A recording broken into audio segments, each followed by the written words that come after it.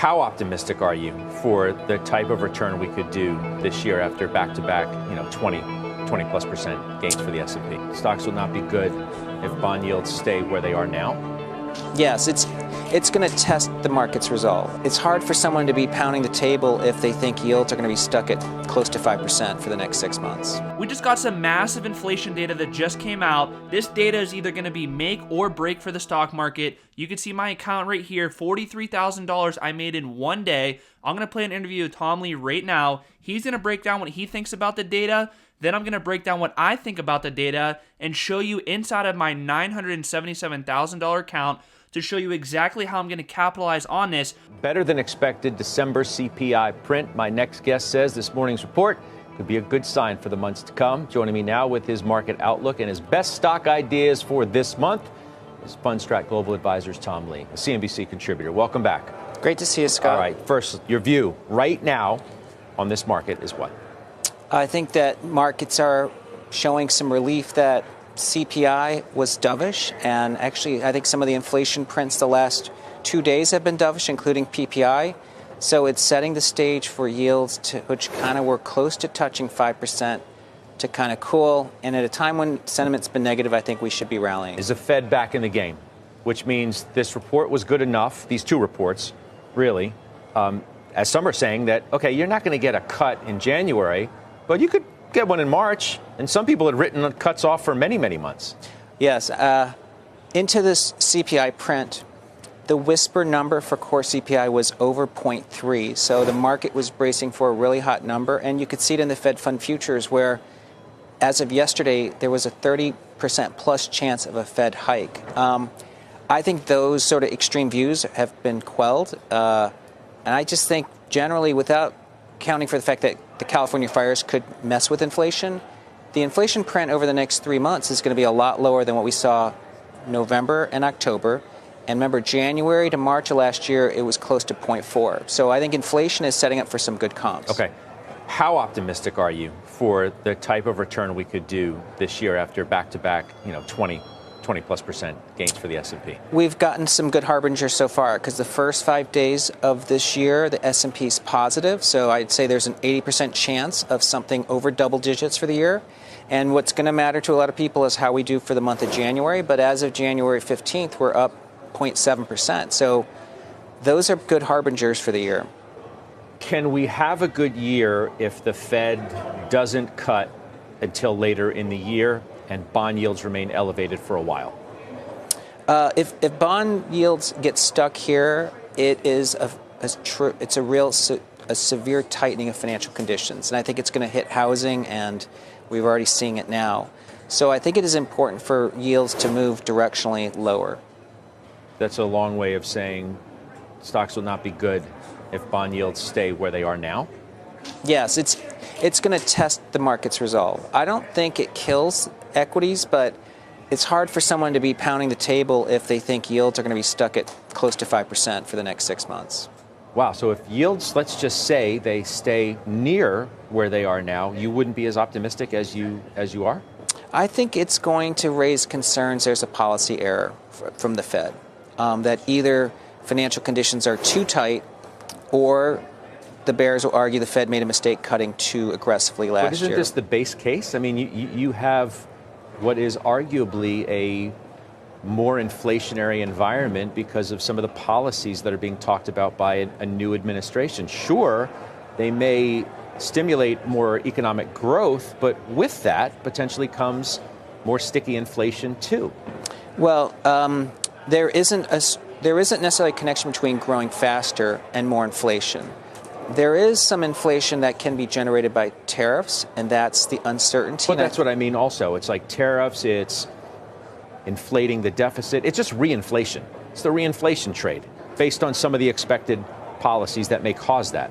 True, but to keep in mind, last year's inflation, first of all, a lot of last year's inflation was what they call imputed because it was just statistically catching up to the price changes of the years before, but it's housing and auto insurance were 80% of the inflation over the last 4 years. And the third is labor markets, which we know aren't in an inflationary position. So in order for new policies to generate inflation, they have to be powerful forces that fiscal spending hasn't generated the last 3 years. So I'd say that it's difficult for me to make the case inflation's getting strong. Okay. All right, so hopping into my 100% free alpha report, let's hop into the fear greed index super quick. Needle is at 29, that is the fear category. I like to be greedy when other people are fearful, but I feel like this needle is a little bit too optimistic. I feel like we're closer to 52, which is what I said here. So that's kind of in the neutral category, but a little bit on the greedy side of neutral. Heading over to the charts, this is a NASDAQ right here, the Triple Q ETF. You can see we peaked out right here around December 16th, and we've been bouncing down and up since then. But we've been in this downtrend right here. So we just got some inflation data. We got CPI, which is a consumer price index that came in at 2.9%, which is in line with expectations. And the core CPI right here, it was 3.2% versus 3.3% expected. So the market for the last few months has been pricing in higher inflation expectations. And that right here is why the 10-year Treasury bond has been going up in yield. The Federal Reserve has been cutting rates in this time period right here, but the yield on the 10-year bond has been going up. So we've been pumping from this low right here, 3.6%, all the way up to almost 5%. And this is massive, massive for the stock market. This is horrible for the stock market because interest rates are like gravity on the stock market. As rates go up, that's going to put pressure on the stock market. That's why you could see right here, when those rates were pumping higher, the stock market was coming down in this period right here. But guess what? If I zoom into a 5-day chart right here, you could see this massive drop right here. And this massive drop just happened when the CPI data came out, which I talked about right here. It came in a little bit below expectations. So when that happened, the 10-year bond dropped in yield. And then if I head over here to the chart, go to a 5-day chart right here, you can see this big gap up that we got right here on the NASDAQ. The stock market totally pumped. So this is good news for the stock market, but there is one really big silver lining that is make or break for the stock market. This is crucial to know for your portfolio. This is the difference of selling or buying more. So we're going to break that down in just a second. So let's go through the CPI data just so you can understand what's going on. And then it's going to make more sense when I present this possible Goldilocks situation or a potential rug pull. So let's head over to this chart right here. So the solid line right here is going to be the CPI data right here, and the dotted line is going to be the core CPI. Core CPI just exclude food and energy. The reason why the Fed likes to exclude food and energy is because they say those things are super volatile. So it's hard to get a true reading on what CPI is actually doing. So if we look at core CPI, you could see it pumped almost all the way up to 7%. Then the Fed started to raise interest rates, and then core CPI started to fall down right here. But here's the problem. Core CPI does appear to be in this downtrend right here, but it is sticky around 3.2%. The Fed said the job is not done until core CPI gets to 2%. We are not at 2% right now. And the other kicker is that regular CPI inflation, look at this uptrend right here. For the last few months, we have been trending upwards, going away from the Fed's 2% target. Then over here, if we go to the CME Fed Watch tool, if we go to the December 10th of 2025 meeting, so roughly 1 year from right now, so we're currently at a 4.25 to 4.5 interest rate range right now.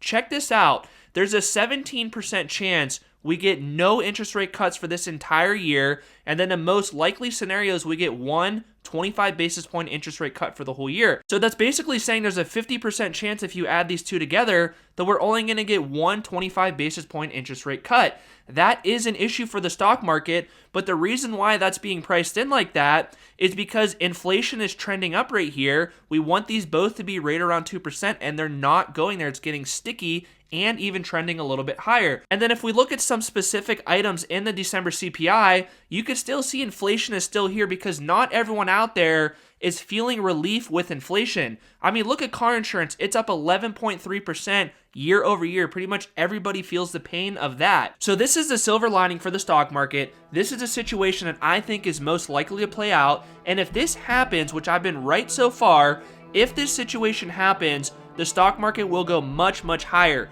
But if it doesn't happen, the stock market will get wrecked. So I'm in the camp that interest rate expectations are being priced in incorrectly. Let me explain. So like we talked about earlier, there's basically a 50% chance that we're going to get one 25 basis point interest rate cut. But I am in the camp that CPI is going to be bumpy in this range right here, but I do think it's going to be bumpy and then start to trend lower. As these reports start to come out lower and lower and lower going forward, and we did recently get PPI, which PPI is a producer price index, that is a leading indicator to CPI, and PPI did come out soft. If you want to read about what happened with PPI, just go to my alpha report and go to issue 46, and I talk about it in the issue before this one. So PPI came out soft, CPI is kind of bumpy, but it's trending downward on the core level right here. I think that as these reports start to come out soft, there's going to be more interest rate cuts that get priced into the market. And when that happens, the 10-year Treasury bond, the yield is most likely going to continue to fall. When that happens, guess what's going to happen to the stock market? Stocks are going to have more days like this where they pump higher because interest rates are like gravity on the stock market. All right, so let's hop into my $977,000 account. I'm going to show you some of the things that I have open, and keep in mind, this is accurate to when I show you this account right here. I change this stuff almost every day, so let's dive in. All right, so I have the base of my portfolio right here. This is roughly $900,000. I have some puts that I sold on Tesla, a couple puts that I sold on Triple Q. I have some Google puts. I have some NVIDIA puts. I have some SOX puts right here. And I did recently buy some calls on NVIDIA. I'm up pretty good on those. And this just goes to show that over 90% of my plays are profitable. I scaled multiple accounts. I have more than one brokerage account to over $2 million. And this is my growth from $0 on a net worth basis. I started in 2018. I've been growing all through here, up over $2.2 million right now, from nothing in 2018. If you guys want to learn how I do this stuff, this is my website for my course. Just click Learn My Strategy right here. It's 60% off right now. But if you don't want to do my course, watch this video right here. It's going to give you more details of how I scaled from 2018 to right now, from nothing to over $2.2 million. I'll see you guys in that one.